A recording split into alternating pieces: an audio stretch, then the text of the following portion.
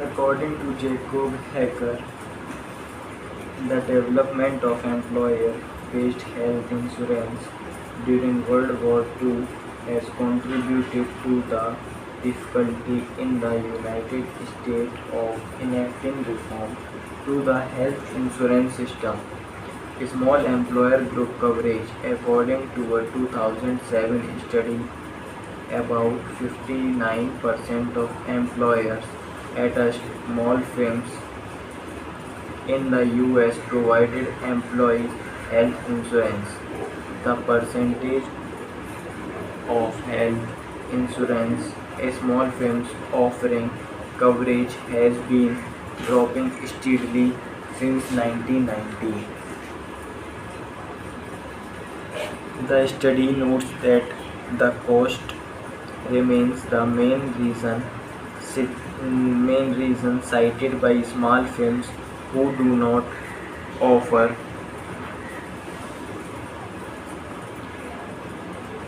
healthy benefits. Small firms that are new are less likely to offer coverage than ones that have been in existence for a number of years. For example, using 2005 data for firms with fewer than 10% of employees, 43% of those that has been in existence at least 20 years offered coverage, but only 24% of those has been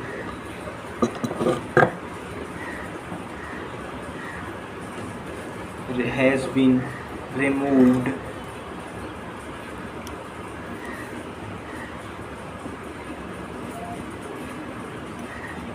But only 24 of that has been in existence less than 5 years.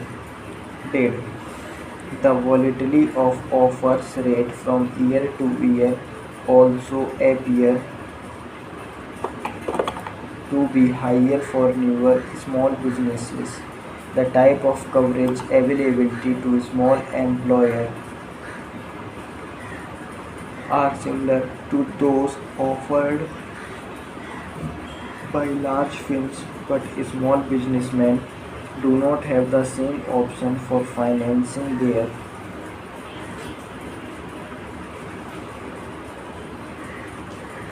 benefit plan, in particular self-funded health care, whereby an employer provides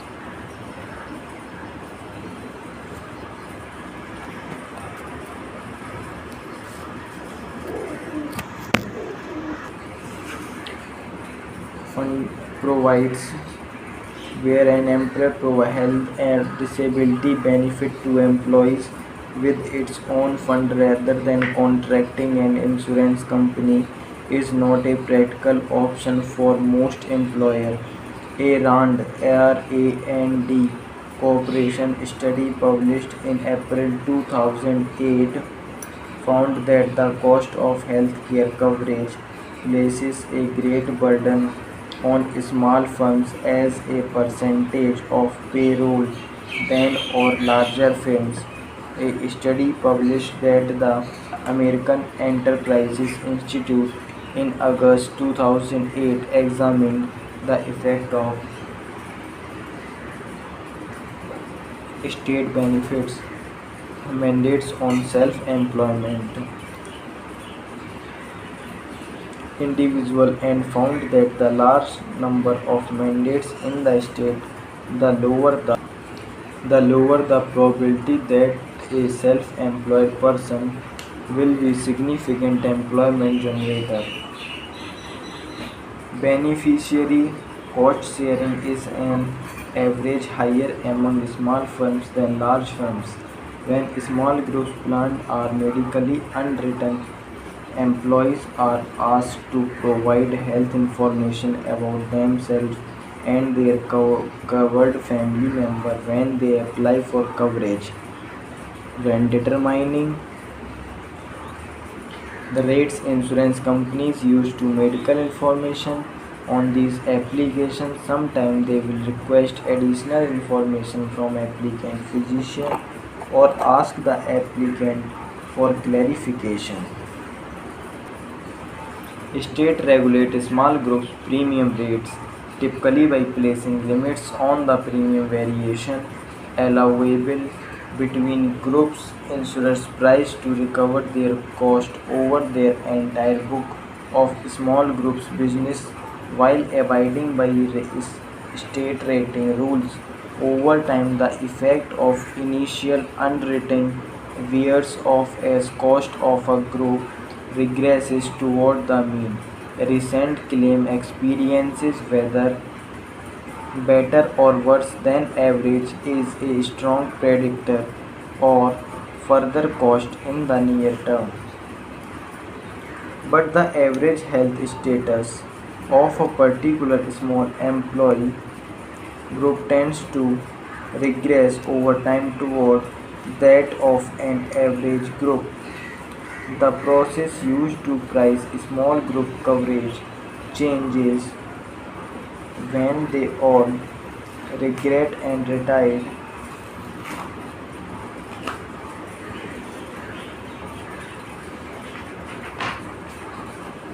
When state enacted small group reform law, insurance broker plays a significant role in helping small employers find health insurance.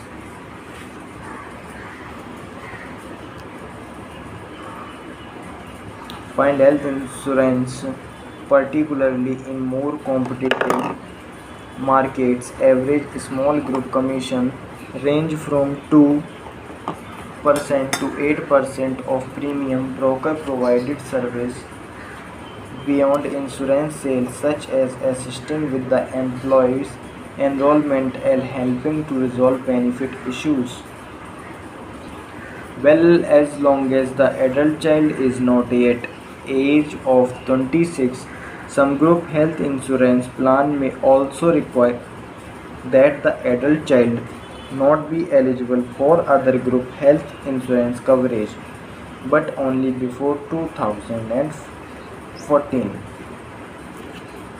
This extension of coverage will help cover 1 in 3 young adults, according to White House document.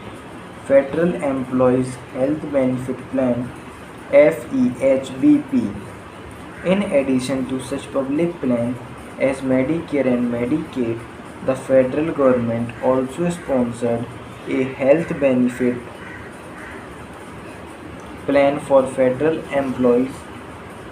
The Federal Employees Health Benefit Program (FEPH)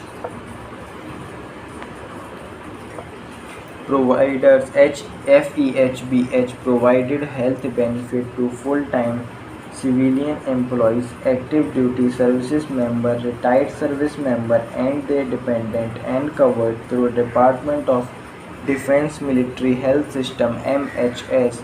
FEHBP is managed by the Federal Office of Personnel Management. COBRA coverage.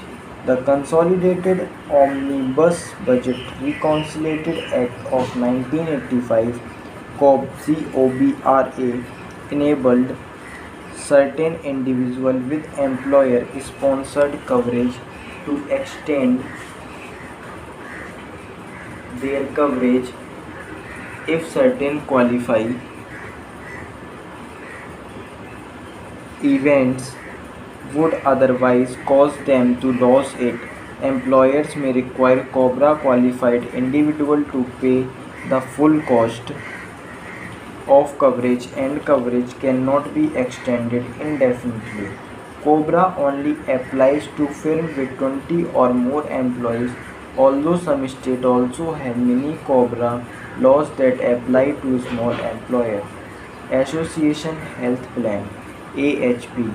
In the late 1990s, federal legislation has been proposed to create federally recognized associations health plan, which was then referred to in some bills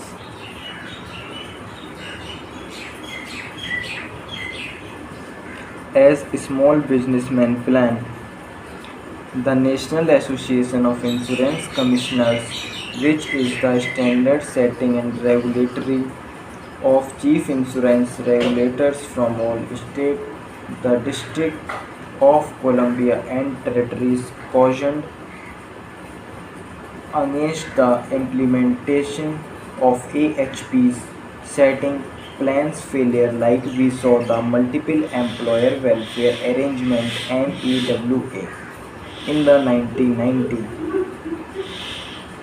Businessmen in California such as dairy farmers, can dealers and accountants created AHP to buy health insurance on the premises that a bigger pool of enrollees would get them better deal.